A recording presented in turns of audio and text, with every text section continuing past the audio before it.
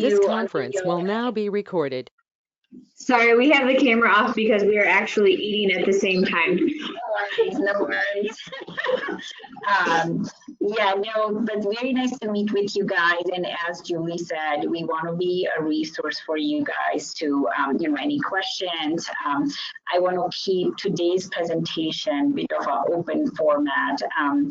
I do have some slides to, have our initial discussion and review, but then I'm open to your questions because you guys are out there and you can, I'm sure you have tried doing full chamber and it's not like a brand new information. So I want to know where your challenges are so that I can give some tips, etc., to how to optimize the images, etc. So feel free to chime in anytime. Good thing is that you are all on the same in the same room, so you can chat, discuss, and then ask me. So hoping for more interactive session. Again, I'm Sheetal Patel. I'm one of the fetal cardiologists, also interim director for fetal cardiac program at Lurie Children's. I do fetal echo at Lurie Children's, also at Prentice, at Lake Forest, and today I'm at CDH doing fetal echo. So, we want to build these relationships with all across the Illinois and other areas and be the resources because we want to improve the prenatal detection of congenital heart defects. I can't emphasize enough by saying that when patients come to us, we are able to detect the congenital heart, but we still continue to have diagnosis that is made after the birth, and that's because none of the problems were recognized on the level 2 ultrasound. But at the same time, you can't do fetal echo for all the moms, but everybody gets level 2 ultrasound. So what we believe is that if we work with MFM sonographer and if we improve the cardiac evaluation on level 2 ultrasound, we can improve the detection of heart condition. So that's what ultimately, if we can move the bar up about how many defects are diagnosed prenatally, I will be very happy about that. So with that in mind, let's go into some of the slides. Can you see my slides? Yes. Perfect. All right, so I have no disclosures. We want to review the standard scanning planes for fetal echo, which will include the heart structure, heart function, and heart rhythm. Now, I won't spend a whole lot of time on rhythm because you have another in-service just on cardiac rhythm coming up. You are all very familiar with the fetal circulation, better than I know. That fetal circulation is a bit different as compared to how the heart is after the birth, and therefore there are some unique features of the fetal echocardiogram. So as the umbilical cord comes in and the umbilical vein comes in, one of the structures that is important to evaluate is the ductus venosus, which is connection between the umbilical vein and then connecting to the IVC. And I know that my OB MFM sonographers are really good at evaluating the ductus venosus, and we would have some example of how the flow pattern should look in there. After the blood comes to the heart in the right atrium here, half of the blood from the right atrium will go across the foramen ovale into the left side and go to the left ventricle and out through the aorta. The other half of the blood from the right atrium will go down to the right ventricle, out to the main pulmonary artery. But then from the main pulmonary artery, it has two options. It can either go to the branch pulmonary arteries, left pulmonary artery here, right pulmonary artery this way to go to the lungs, or it can go across the ductus arteriosus to the descending aorta. Now we know that only 10% will go to this side of the PA, another 10% will go to the right side, and 80% of blood from main pulmonary artery will go across the ductus to the descending aorta. So we know that the right side and left side handle half and half of the blood because the goal is to get the blood from the body and then push it out to, goal of the heart is to get the blood from placenta, and then the right ventricle and left ventricle would work as like a, let's say like a part-time employee handling 50% or 50% blood and then sending out to the descending aorta. Some of the things that are challenging with the fetal echo of like why if there's a valve stenosis but I didn't see it, it's because the valves are not handling the 100% of blood volume at this time. They're only handling half of the blood, and that's why the stenosis does not show up. And we'll talk more about it in a second. All right, so we want to now jump into the fetal echo imaging planes. We want to look at the structure, function, heart rate. We want to use the two-dimensional imaging, which is the black and white grayscale imaging. We also want to look at the spectral Doppler and color flow Doppler. Now, I know that you guys don't use it as much, but your machine would have an ability to do it in case that you choose to do so. So I want to at least introduce you guys to that and then see if you want to use it. And then we want to look at the M mode. All right, so for 2D, this is where the bulk of the cardiac exam would be for OB MFM sonographer for level 2 ultrasound, including cardiac images. But it has tons of information about heart structure and heart connections. The Doppler evaluation, what it adds to the 2D evaluation is hemodynamics. How is the blood flowing? Is there any narrowing? Is there leakage, etc.? Are there any shunts, meaning like if there's a ventricular septal defect or any other shunts that we are seeing? How are the valve function if there is stenosis or regurgitation? How is the heart rhythm and how is heart function? All of that can be done by Doppler. And then M mode, we use it for function and heart rhythm. So first of all, I have a question for you guys. What method do you use for your confirming the situs for the baby? Do you use the Cordis method or do you go by how the baby's position is and which side the heart is?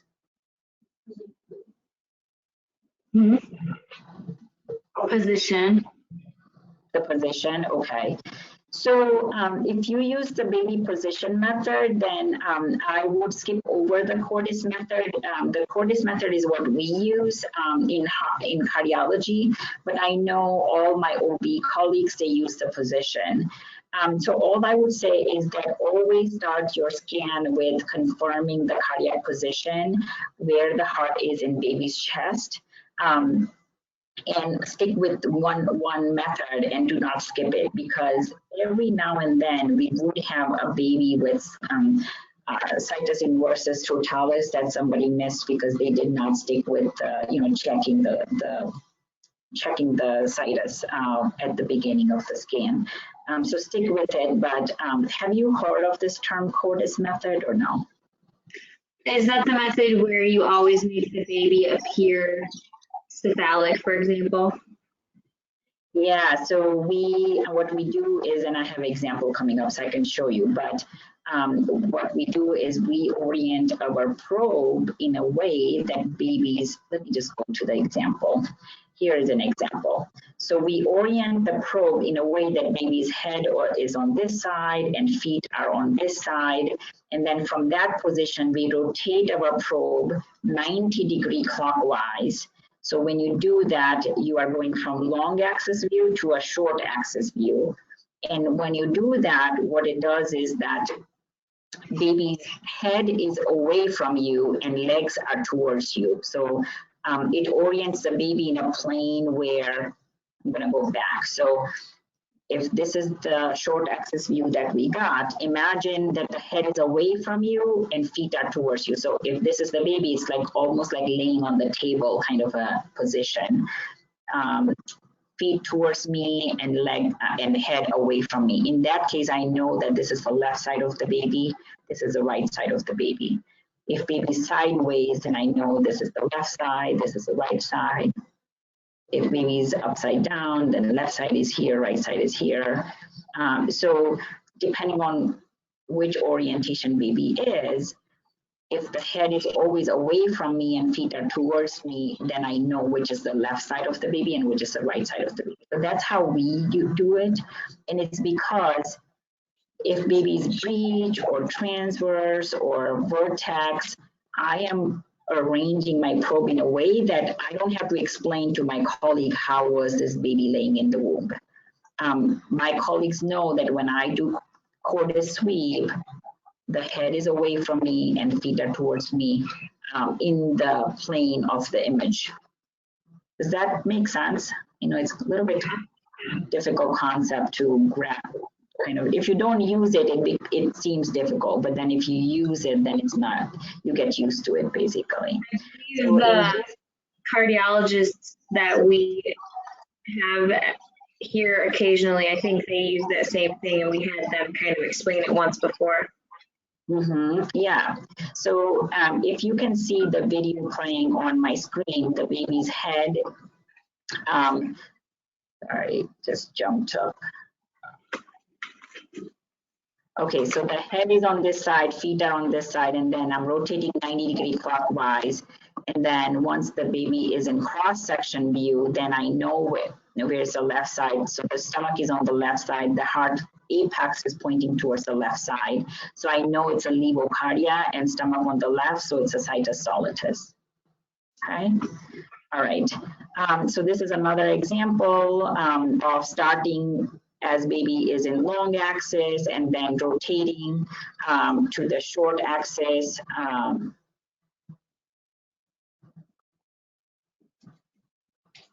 Sorry, are you able to see my screen? Because it's giving me some screen sharing is paused. We do see the heart right now, the image, but it's not moving. It's not moving.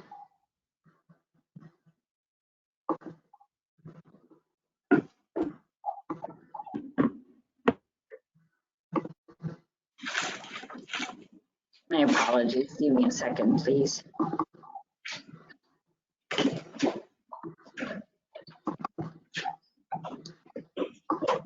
Okay, can you see it now? Yep. Okay, all right, so this is just another example of starting the rotation so that baby is going from long axis to short axis. Once we do that, then we know which is the left side, and then we know that it's an apex pointing to the left side, okay? All right, moving on. Let's look at the 4-chamber view. So a 4-chamber view is the most commonly used in the OB MFM setting. So I think there's so much information to learn from 4-chamber. That's where I'd like to start with. So when you do 4-chamber, my first tip is that always try to find a plane where you are seeing the almost same rib on the right side and the left side. Because if you are seeing the same rib on the right side and left side, then you know that you are in a good cross-sectional views. A view which has like multiple ribs that you are cutting is an oblique view, and that can make your measurement incorrect. So try to get a good cross-section view. When you get a good cross-section view, a couple of things that I try to do is I first look in the periphery. I'm not looking at the heart yet. I'm first looking at the lungs, see if there is pleural effusion, if there is any CPAM. So I'm starting from externally, start looking internally, because if you get drawn to something within the heart, you get so fixated that you miss other things that are milder, but then outside the heart. So always start from the outside and then move inside. The first thing that we try to do is doing the cardiothoracic ratio and then the cardiac axis. So you guys do axis? We do measure it for the fetal echoes that we do. Perfect, perfect.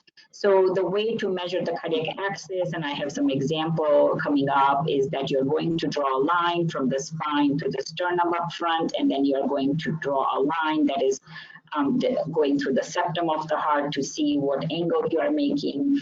45 degree is the normal angle, but there is 20-degree variation, normal variation of the angle.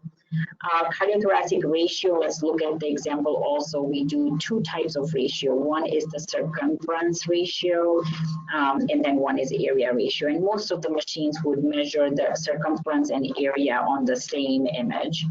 And after that, you would look at the atrial situs, the ventricular situs, and location of fossa valgus. I don't think that you, for your fetal echo, you need to look at the atrial sinus. It's difficult to see anyways. But here's an example of the cardiac axis, and you probably use something very similar. Different machine looks different, but here is how you do the cardiac axis.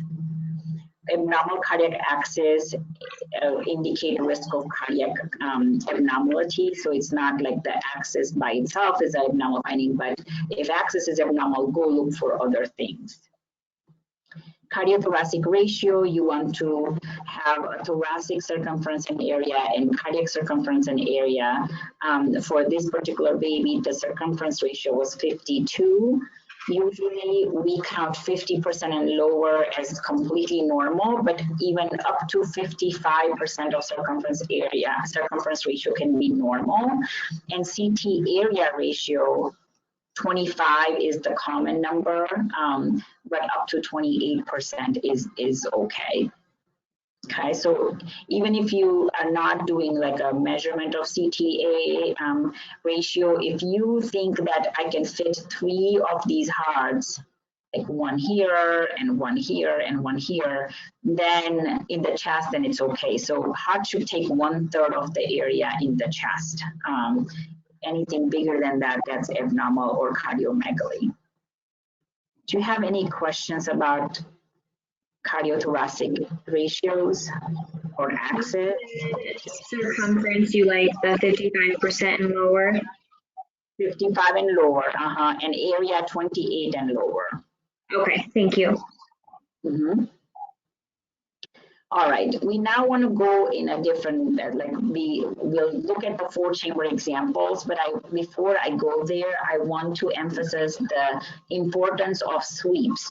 Rather than just showing the one plane, it is always important to move your probe so that you are showing, starting from 4-chamber view, as in here.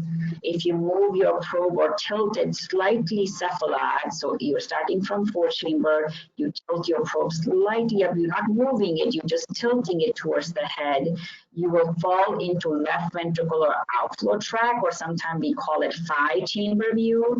And then if you keep moving after the left ventricular outflow tract is done, then you would have the right ventricular outflow tract. And if you continue moving your probe, you will fall into your 3-vessel view. So in one sweep, you can show all these connections starting from 4-chamber to 5-chamber or LV outflow tract view, RV outflow tract view, and a 3-chamber trachea view. So let's go into one view at a time. And as I said, it is important to do this sweep so that you know the connections, 4-chamber to 5-chamber, and then RVOT and 3-vessel view. So here is an example. So here is a 4-chamber view. Let's just talk about 4-chamber view. I think it's worth stopping on 4-chamber and evaluate everything that a 4-chamber view can show, because it can show you a lot of things. So this particular 4-chamber view, I call it a horizontal 4-chamber view, where the heart is sideways, and it has some very good unique features that helps you. So first of all, look at the ribs. So see how the same rib is going on the right side and on the left side. So that tells me that I am in a good cross-section view for 4-chamber. I'm first going to look at, do I have all 4 chambers? Yes. Is my right atrium looking similar in size to the left atrium? I would say yes, they look pretty good. Sorry, going back to the same picture. Okay, then look at the right ventricle and left ventricle. Now, first of all, do not assume that the ventricle that is on the left side is your left ventricle, because sometimes what you see is a ventricular inversion where your right ventricle is located on the left side. So there are certain features that help us determine that the ventricle on left side is actually the left ventricle. And those features, I'm going to let it play so that we can see. Okay, so look at the left ventricle and look at the left ventricular septum. See how it looks smooth and clean? as compared to the right ventricular cavity, it looks more muscular and it has all these trabeculations and it's not as smooth walled as left side. Does everybody able to recognize the differences and how clean the left ventricle looks as compared to the right ventricle? Yes. Yeah. The second thing is that the mitral valve attachments, although this picture doesn't show me mitral valve attachment as well, but it's a little bit higher than the tricuspid valve attachment. So if you look at the annular attachment of the tricuspid valve is here, and the mitral valve is slightly higher, because tricuspid valve is always going to be apically displaced, like more towards the apex as compared to the mitral valve. So that's the second feature. Third feature is that the right ventricle would have a moderator band, which is a band that goes across the right ventricle in this area. And fourth feature is that the mitral valve, although this picture, I have more pictures coming up. This picture doesn't do justice, but if you look at the mitral valve attachments, all the mitral valve attachment go to the lateral wall over here and nothing gets attached to the septum, as compared to the tricuspid valve, it has a septal leaflet that attaches to the septum. So mitral valve, all the attachment go to the side, to the lateral wall, and tricuspid valve does have septal attachment. So if the AV valve attaches to the septum, that is a right ventricle. All right, so that's how you know that this is the morphologically left ventricle and this is the right ventricle, and it's important for you guys to pay attention to that. Do you guys have heard about this before? Do you guys do that? Yes. Yeah, awesome. So then once you know which is ventricle and which side, then you're going to look at the size of the ventricle. You're going to look at the width to see if they look pretty much similar. And then you are going to look at the length. You want both ventricles going up to the apex. So you see the left ventricle going up to the apex and right ventricle going up to apex. You don't want ventricle ending sooner before it reaches to the left ventricle. Are you guys able to see my pointer or no? Yes, we can. Okay, perfect. Because I have a little smaller window on the side and I don't see pointer. And I was like, I can keep talking and showing pointer, but if you don't see it, that's not good. Okay, so the other thing I want to say is that this horizontal four-chamber view is really good for interventricular septum, because whenever your signals are going to be perpendicular to a structure, the structure is brighter. So see how this septum, it looks much whiter and echo bright as compared to like some of the moderator band. See how moderator band look lighter as compared to the septum? And it's because the septum is at 90-degree angle to my probe, and that's why it is better seen. So septum is going to be much better visualized in the horizontal four-chamber view as compared to a vertical four-chamber view. A vertical four-chamber view can give you like an image dropout where you feel like there's a VSD where there isn't one. So your VSD assessment should always come from this horizontal four-chamber view. Another good thing about this horizontal four-chamber view is if you wanted to measure the mitral valve annulus and tricuspid valve annulus, this would be a good view. And it's because you are going to have a good demarcation of where the valves are going to be attached. So for example, I stop the image here and I would, if I'm measuring the mitral valve, I would measure from this point to that point. And then I would again play it and stop it where I have a good visualization of tricuspid valve, and then I would measure the tricuspid valve annulus. Okay? Moving up, so we looked at the ventricles, we look at the AV valve, now we will look at the atrial septum. You can see the flap of the foramen really well in this horizontal four-chamber view. You can see that the flap mainly show up in the left atrium, and it doesn't, although it moves, it doesn't quite go in the right ventricle. You see that? Like it ends right in the middle, and it doesn't go in the right atrium. You see that? Yes. So that is how it should be normally. If you see a redundant atrial septum that is like kind of flopping across the atrial septum or deviating to the right side, that is not a normal finding. So if you see something, then go search for other things, mainly if there are obstruction on the left side. For example, if there is a mitral stenosis, aortic stenosis, coarctation, all those things will increase the, come on in, left atrial pressure. Be done. Give me a second, guys. Just normal. Okay. Yeah. Okay, you got everything. Okay, thank you. What was the indication? Okay.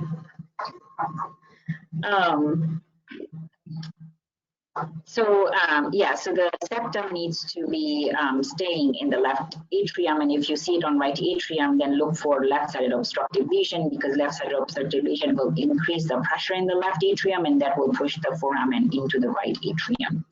All right, and then the last thing that you can see is pulmonary veins. You can see even on the 2D image, on this image, I can see something opening into the left atria here and something opening into the left atria here. These are most likely pulmonary veins that I need to put color and do pulse wave Doppler to confirm, but at least I can see it by the 2D.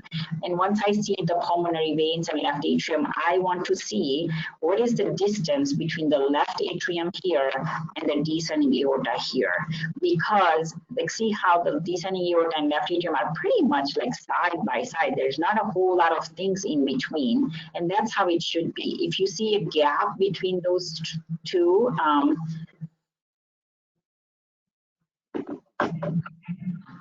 sorry, I'm not sure. Julie, do you have idea why it says screen sharing is now paused? Yeah, the video paused again.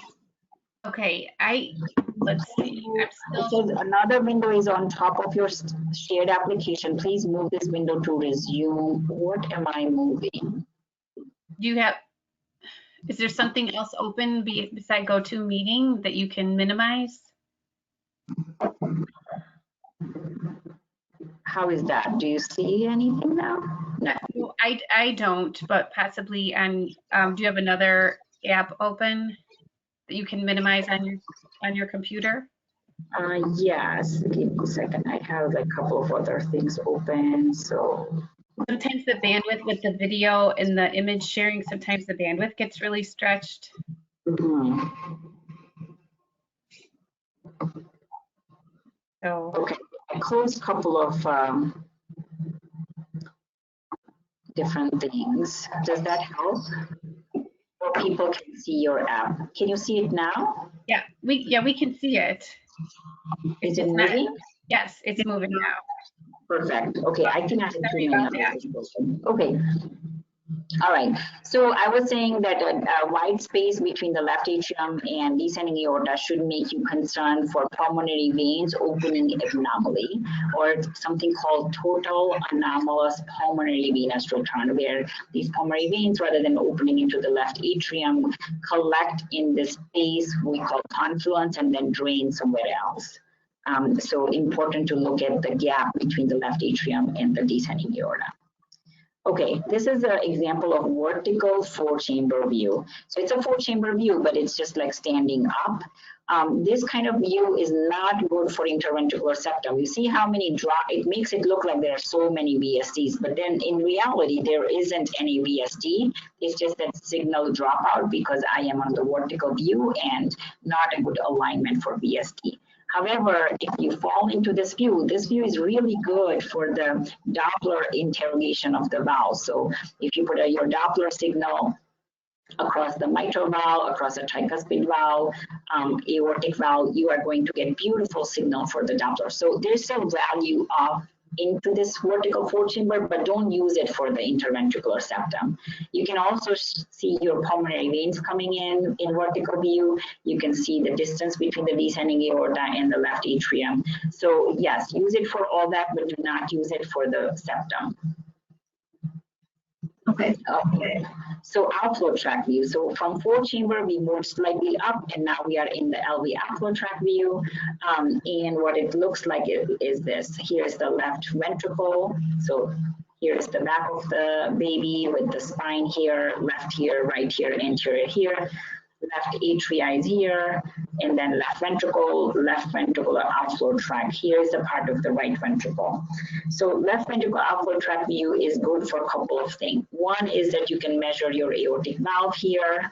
You can also look at the membrane between the right ventricle and left ventricle. This is called perimembranous area of the interventricular septum. Most of the ventricular septal defects are going to happen in the perimembranous area. Most of these VSD live right underneath the aortic valve. So this is a very good view to make sure that there is no ventricular septal defect. This is also a good view for Doppler of the aortic valve. So that's your 5-chamber view. Here is a moving image for the 5-chamber view. Here is the left side. Here's the left atrium, mitral valve, left ventricle, LV outflow tract, aortic valve is over here, and the perimembranous area of the interventricular septum is over here. Okay, so the 5-chamber view or LV outflow tract view. Then we go into the right ventricular outflow tract view, where you are going to see the pulmonary valve and main pulmonary artery. The aorta is going to be right next to it, and SVC is going to be right next to it. So you are almost going into the 3-vessel view, but the RVOT view is where you can see the pulmonary valve and main pulmonary artery. By the time you come to 3-vessel view, you don't see the pulmonary valve because you are slightly more higher up. So I have an example coming up. Okay, so here is the right ventricular outflow tract view, where you can see the part of the right ventricle, you can see the pulmonary valve, main pulmonary artery, and then bifurcation of the branch pulmonary arteries. Next to that is your ascending aorta, and next to that is your SVC. You want to make sure that you're not seeing anything next to the pulmonary artery, but these things, this view is not good for your 3-vessel view. You need to kind of stay a little bit higher up for your 3-vessel view. So I think I have an example coming up for 3-vessel view. So a 3-vessel view. So here are some example of what different views look like. A 4-chamber view, you are seeing the mitral valve and tricuspid valve and 2 ventricles. As you come up, you can see the LV outflow tract and then RV outflow tract. Then you can see the pulmonary valve, main pulmonary artery, and bifurcation along with the aorta and SVC. And then as you keep going up, your aorta will dive into the descending aorta. So that is a transverse aortic arch, as in this view. And you want to see which side it dives into in relationship to the trachea. So if the trachea is where my pointer is, then the aorta is diving leftward, and this is a left aortic arch. If there was a right aortic arch, the aorta will go rightward and wrap around and go meet the descending aorta. So that would be right aortic arch. So it's the same sweep, starting from 4-chamber to LVOT to RVOT to 3-vessel trachea view that you can get from one sweep. Here is just an example. So here is the 3-vessel view, and then diving of the transverse aortic arch. Here's the trachea, here's the left side, so you can see the transverse aortic arch is going leftward to the trachea. Sound good? Yes. Okay. Now in 3-vessel view, you also want to make sure that there is no left SVC, which will show up as a black dot right next to the pulmonary artery over here. If you did have a left-sided SVC, it will show up on this. So your 4-vessel view would have, sorry, your 3-vessel view would have 4 vessels if there is a left SVC. Okay. Next, we want to go to sagittal planes, which is a long axis view from toward the head towards the tummy, and we are going to see different views. And here also you are sweeping, but you are sweeping from starting from right side of the baby, coming in the middle to going a little bit on the left side of the baby. So on the right side, you are seeing the IVC and SVC, which will produce this kind of image where there's an IVC coming in, SVC coming in. In the front would be right atrium, and in the back would be left atrium, and then there will be part of the interatrial septum or flap of the foramen. This is called bicable view. If you sweep in the midline, then you are going to fall into the aortic arch view where you have LVOT, aortic arch, and then you can see the 3 cranial vessels coming out. And then if you keep moving more leftward, then you fall into the ductal arch. Now, the aortic arch and ductal arch are slightly at a different orientation, so you may not get perfect aortic arch view and perfect ductal arch view from one sweep. You might have to maneuver your probe a little bit. But when you do get the ductal arch, what you see is RV, pulmonary valve, main pulmonary artery, ductus arteriosus connecting to the descending aorta. In this view, the aorta is in the center and the right side of heart is practically like overlapping the aorta, because there is a, before the right ventricle, you can also see the right atrium, tricuspid valve, right ventricle, pulmonary valve, main pulmonary artery, and descending aorta, ductus arteriosus and descending aorta. Okay, so let's look at some example. So here is the aortic. Okay, we can look at this one. So here's the aortic arch. You can see the ascending aorta, 1, 2, and 3 cranial vessels. This part is called aortic isthmus, and here is the descending aorta. The ductus arteriosus will connect somewhere in this area after the aortic isthmus. Aortic isthmus is the area where most of the narrowing happen or coaptation happen. So that is an important thing to evaluate, to make sure that this posterior wall of the aorta is smooth, candy cane shape, and has no bumps or no posterior shelves. Okay. And then putting color through that is showing the color flow through the aortic arch. Blue flow, there is no flow reversal, there is no turbulence of flow.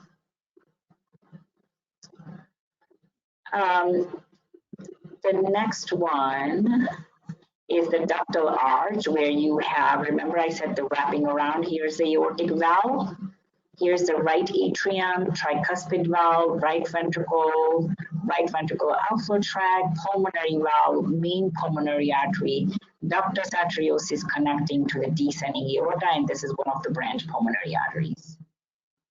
Okay, so that's your ductal arch. And then you can put color Doppler through that to show the flow across the ductus arteriosus. Okay, this is the bicable view. There is the IVC coming in and SVC coming in. Here is the, so what is posterior is the left atrium, and what's anterior is the right atrium, and in between is the atrial septum. Here's another example of IVC, SVC, and then here is the septum. Although I see very little left atrium, but that's where the left atrium lives. Here's the right atrium, and intraatrial septum is right here. And then you can do the color flow for that. All right, so PFO, we talked about it, but again, another example of how PFO needs to stay mainly on the left side and should not be going into the right atrium. Next is a short axis view, where you are cutting the heart into short axis. We have two main views. One is at the ventricular level, right here, which shows the cross section of the left ventricle and cross section of the right ventricle. And then one is at the base of the heart, where you have the aortic valve and then the right sided structure wrapping around. So let's look at those two things. So here is the cross section at the ventricular level, where there's a left ventricle and right ventricle. Left ventricle should have two distinct papillary muscles from the mitral valve. This is also a great view for interventricular septum to make sure there's no VSD. You should do that with 2D exam and then color exam. And here is the outflow tract view, or the short axis view at the base, which shows the right-sided structure wrapping around the aortic valve in the center here. And then here is the color flow of that. All right, a word about the interventricular septum. We already looked at by the 2D that make sure there's no hole in the interventricular septum, but it's also important to look at the look at the color Doppler of that to make sure that there is nothing crossing or no VSD. So these images are one by one, a long axis image and then short axis image to evaluate the ventricular septum to make sure there is no ventricular septal defect. Why we care about VSD so much? Because it's most common congenital heart defect. So that's why when you look at the fetal echo, you have to evaluate the ventricular septum to make sure there is no VSD. Okay.